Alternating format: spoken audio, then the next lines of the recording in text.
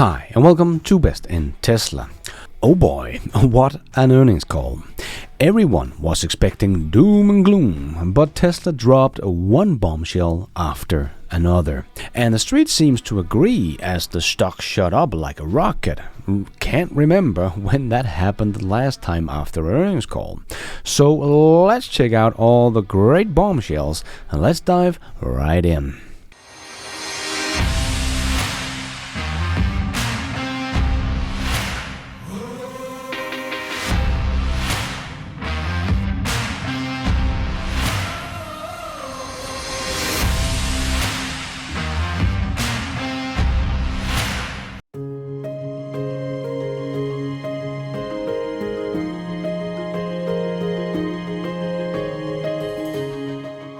So Q1 earnings call was expected by many to be a complete disaster and with losses and no growth in sight and doom and gloom. But then Tesla comes out and drops several bombshells, and for the first time I can remember, the stock rallied after hours to $164, up a whopping 13%. So clearly people were happy with what they saw and heard at the earnings call, and so was I. I think Tesla is going to surprise to the upside over the next 2 years, as no one really expected all of this. Remember how I in the beginning of the year made a video about the many catalysts I saw for Tesla in 2024 because everyone was so negative about 2024 and just a transition year for Tesla, but I showed a whole list of things that could potentially happen in 2024, and Tesla just added a whole bunch of stuff to that list, and some of the catalysts I was talking about also seems to be coming true. So let's start with one of the only really negative things in the earnings report, and that was the negative free cash flow of $2.5 billion. But Tesla also showed that $1 billion of that was because of AI infrastructure. CapEx was $1 billion in Q1. Tesla, the car company, is investing heavily in compute power and increasing its AI training compute by more than 130% just in Q1. But we could also see all this is paying off with the amount of compute power they have now that has just skyrocketed. And I am actually working on a video about this, so I'm glad I waited to after the earnings call, because we got a lot of good stuff about Tesla's full self-driving and compute power. But I will get back to that later. But the negative free cash flow is not a big deal for Tesla, as they had $29.1 billion in the bank and now they have $26.9 billion in the bank, so I think they will be just fine. And Tesla also said they expect to have positive free cash flow already in Q2, because they even had surprisingly just over $1 billion in profits in Q1. I think not many analysts was expecting that. So Tesla once again explained why Q1 numbers was so low and added a few more details. So yes, it was clearly a bad quarter for many automakers, but Tesla was extra hard hit with the arson attack at the Berlin factory and the Red Sea conflict, making sure that there was not much transport available for shipping cars because the shipping times increased significantly. And on top of that, Tesla had some logistic trouble globally, with more cars being in one place than was needed and less cars in another place that was needed there. So Tesla didn't get the right amount of cars to the right place at the right time.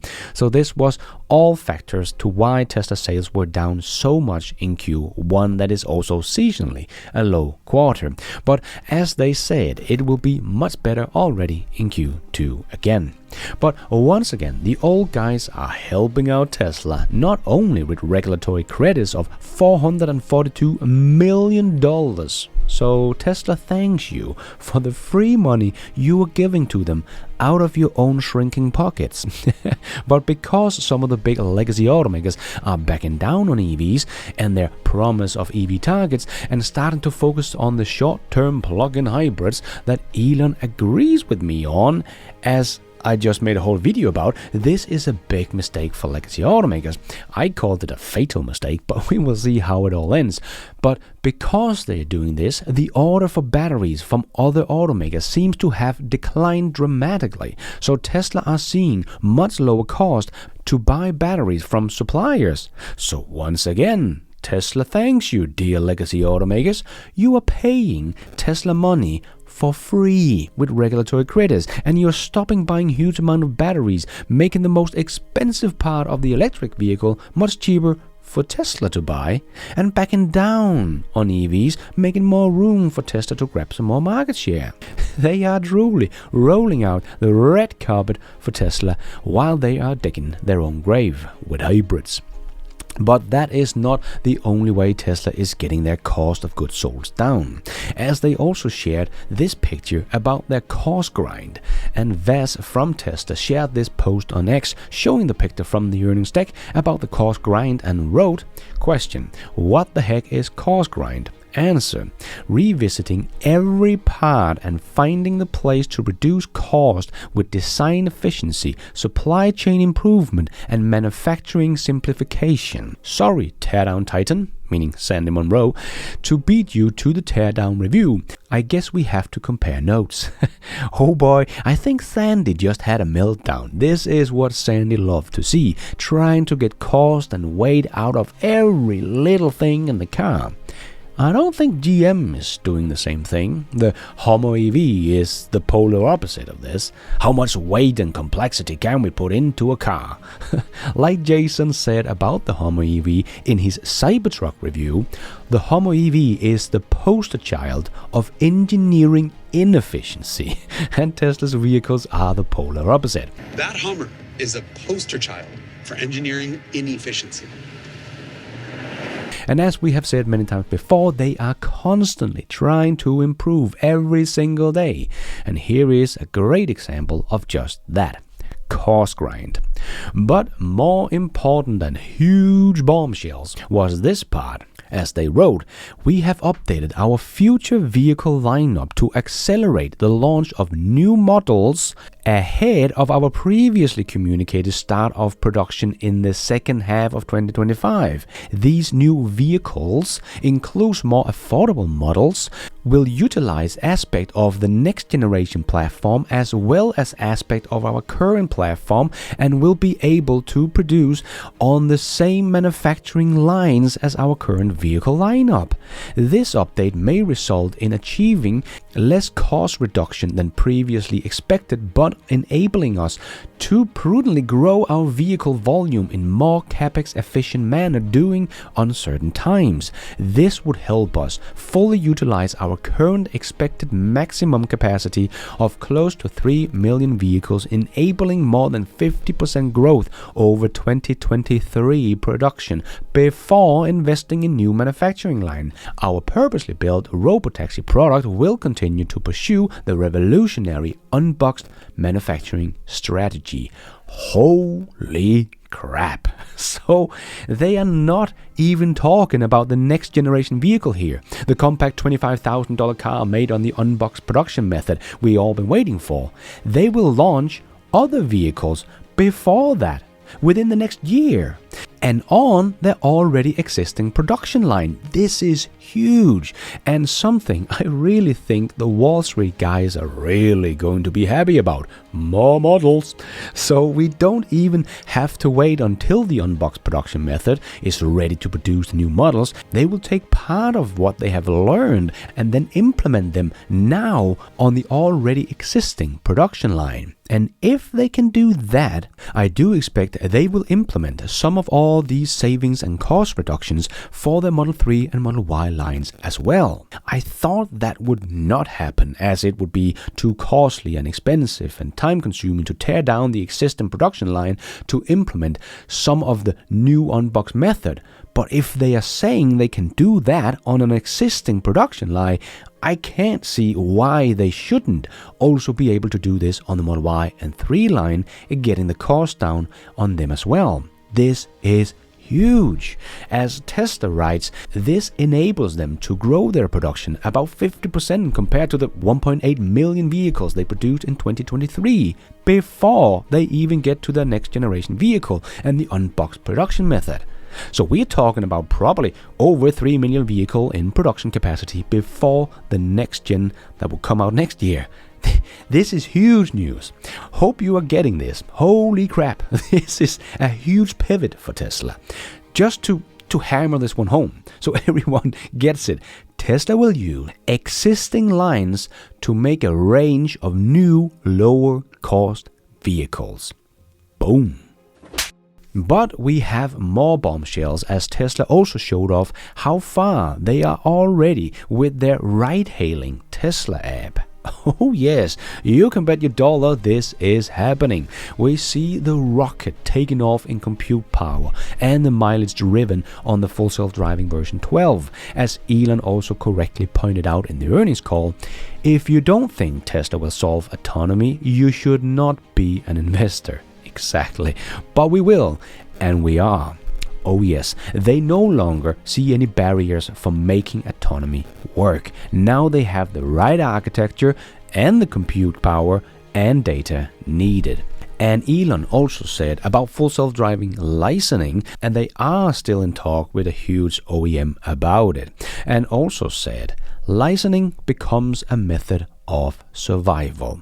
Otherwise, no one will buy your car. Amen to that. This is what I've been saying for many years. Full self-driving will change everything, and why someone like BYD might only be a short-term competitor, as they don't believe in full self-driving. But all their millions of EVs will become obsolete the day Tesla turns on full self-driving. And they can either license the technology from Tesla, or no one will buy the cars anymore. This is, in my opinion, the biggest threat to BYD. As Elon also said, although OEMs take a long time in their production development, a deal signed now would end up in the car in 3 years' times, at best, because of their timelines. I wouldn't be surprised if we sign a deal this year. Good chance, maybe more than one. Oh yeah, and Tesla is really confident in their full self-driving version 12, and I can't wait to see their Cybercab, as Elon called it, coming in 2024, early 2025, being revealed on August the 8th. So Elon even gave another example on how Tesla's fleet of robotaxis would be able to utilize the compute power in their cars, as well as Elon gave an example of 100 million Teslas on the road, so probably by the end of this decade, that could be 100 gigawatt of interference compute. So if the car is used 50 hours a week, that leaves 100 hours a week for other stuff. Seems like a waste not to use. Exactly, so that will definitely also be a big part of Tesla's business down the road, probably by the end of this decade or the beginning of the next one. But we are not done with bombshells. As Tesla also said, Tesla's Optimus robot is already doing factory work. Not yet in the factory, but in their lab, of course. But that is basically the same thing. If it can do it in the lab, they can of course do it in the factory as well when they are ready for it. And that might be sooner rather than later. As Elon said, they expect Optimus limited production in factories doing useful tasks before the end of this year. Oh yes, this was also one of my catalysts for 2024 in my video. That could happen, and it seems like it actually will. And they also said that Tesla might sell Optimus externally at the end of 2025. The pace of progress here is astonishing. So, oh boy, if you're not excited about Tesla's future or even near future, you're not really paying attention. And that is why I never really talk much about the stock on this channel, because I don't care where it is today. I am here for the long run, so about 20 years out in the future. So when you believe that Tesla will solve all of this, their earnings on their automotive business today and their PE ratio and their earnings per share is completely irrelevant. The automotive business will become such a small part of Tesla's overall profits in the future that no one will even pay attention to it in about 10 years' time. And since I have invested for at least 20 years out in the future, the stock today is kind of irrelevant. But to end up with some of the more boring stuff, if you can call Tesla semi-truck and the 4680 cells boring, well, the Nevada semi-truck facility is finally under real construction.